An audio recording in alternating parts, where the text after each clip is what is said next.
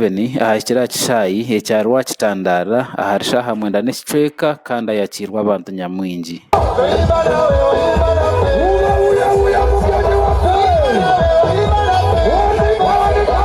Kandi we wari mukuru w'entebe yo kubanza wa Nyamiko wayambire Restatuta asimire mukuru w'ihanga ahabwo kutungura obugabe bw'omukazi ekiriyo nikyombeka ihanga. Nisho wimukize abakazi okimusa abashinja bakirinju abarema abantu bona okabatabukirwa timutegeka ihanga ryanyu n'obumuri bake mukama witwa simwe. Benon Karija nawe agezirengo bine ebizu bingi ebirimu nk'obutamushomesibwa w'abantu ahanteekateeka za gavumenti ezirimu nka PDM emyoga kandi yagira ngu batwire bine abashoma mu district egi abarimu nka ab'emiruka kandi bamwe muri abo bahereze kukwatwa.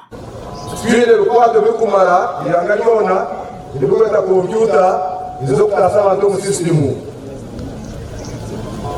abebembezi beitu titwabashomeise abaza sabo na parish government committees esente zimwe zizasherirweho umwezi wa season abahingi beitu babaragobora mujubajuba mwene hizemo muze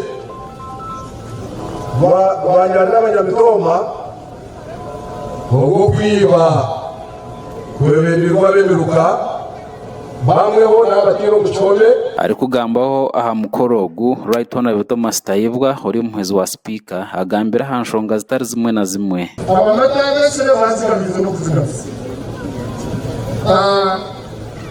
muzeyi ninyenda kwaro kumusha musima abo mwese mwandira ndakikora kanisa nzakora kandi kwisamana kandi umijomuka wahereza tata ekitinise cy'ukira muzekinga kirabo cyorambira kwitese kiko kumuzira wanje kimisa twamuze. Right Honorable Anita Among aha mukorogu asimire mukuru w'ihanga ahabwo kutomukona ha kiragiro cy'ebitingwa kandi yashoborera ngwabo abarkwekarakasa no barkwende bitingwa. In that parliament. Ariyo nasima presidenti abo kumaje nebitwarize no muhanga mwitu kandi cyo parliament yetu yasiyire hamani na mlongero ya director. When you look at the Bible says Adam was given to Eve.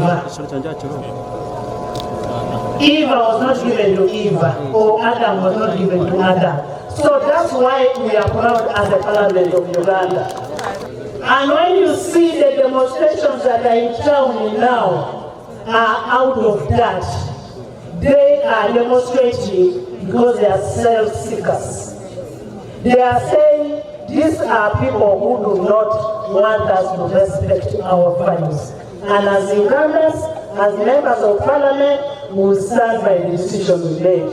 President Yoweri Kaguta Museveni agizirengo abanya-Uganda bashemerire kuguka bakarugomba ibitegeki amadini enganda bakatandika gukora ibikubatahiza bakakora telebigenderwa byarwangisiriza abantu politiki DP leva katoliki UPC leva protestant Amerika leva Uganda nuko bakagura batyo Uganda tuteze twayanga kare.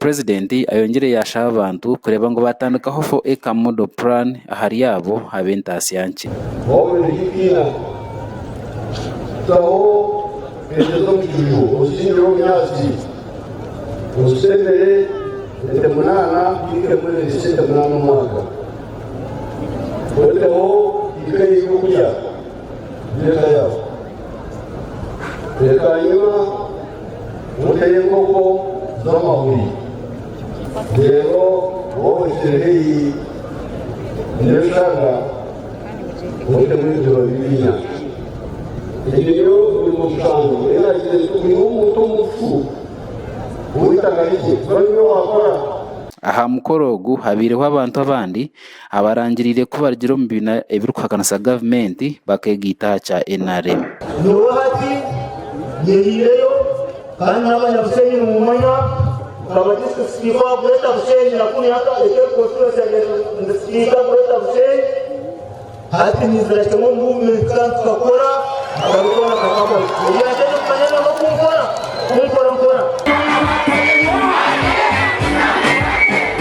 Job Kato habwa Sky TV ya Genshonga Umremitoma.